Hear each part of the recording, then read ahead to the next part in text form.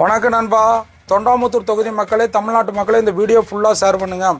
அதாவது அண்ணன் எஸ்பி வேலுமணி அண்ணன் துவண்டு போன காலத்தில் அன்றைய எம்எல்ஏ கேபி ராஜு அண்ணன் உறுதுணையாக இருந்தார். அப்பேற்பட்ட மனிதனுக்கு துரோகம் செய்து அந்த எம்எல்ஏ பதவியை பறித்து அமைச்சரானார் எஸ்பி வேலுமணி அண்ணன்.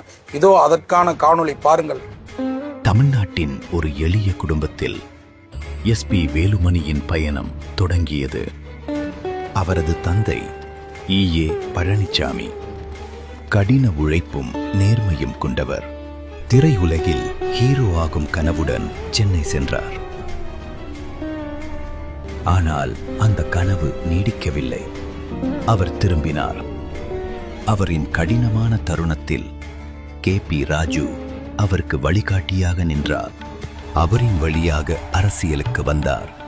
அதிமுகவில் உயர்ந்தார். ராஜுவின் எம்எல்ஏ பதவியை பறித்து அமைச்சரானார். ஆனால் விரைவில் சர்ச்சைகளின் புயல் எழுந்தது.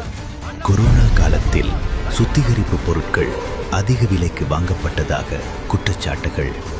எல்இடி விளக்குகள் உண்மையான விலையை விட அதிகமாக கட்டணம் வசூலிக்கப்பட்டதாக கூறப்படுகிறது. மொத்த செலவினங்களும் பல கேள்விகளை எழுப்பின. பொது நிதியின் மிகப்பெரிய செலவில் தீவிரமான கேள்விகள் இருந்தன.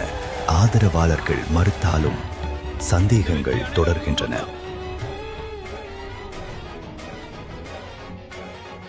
ஒரு உயர்வு, அதிகாரம், பதிலளிக்கப்படாத கேள்விகள்.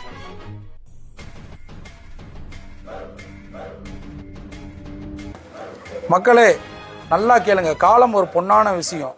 வாழ்க்கை ஒரு வட்டங்கிற மாதிரி அன்னைக்கு எம்எல்ஏ இருந்த கேபி ராஜு அவர்களுக்கு இவர் துரோகம் செஞ்சுட்டு இவர் அமைச்சரானார். இன்னைக்கு காலம் அவரோட தவப்புதல்வன் கேபிஆர் சதீஷ் ராஜ் அவர்களுக்கு தமிழக வெற்றி கழக சார்பாக தொண்டாமுத்தூரில் வேட்பாளராக சீட்டு கிடச்சிருக்குது. இன்னைக்கு உங்கள் பொன்னான வாக்கை கேபிஆர் சதீஷ் ராஜனுக்கு வாக்களிங்க. உண்மையாகவே உங்களுக்கு பெரிய நன்றியாக இருக்கும். கேபிஆர் சதீஷ் ராஜனை ஜெயிச்சா தளபதி விஜயனே ஜெயிச்ச மாதிரி. சிந்தித்து வாக்களியுங்கள்.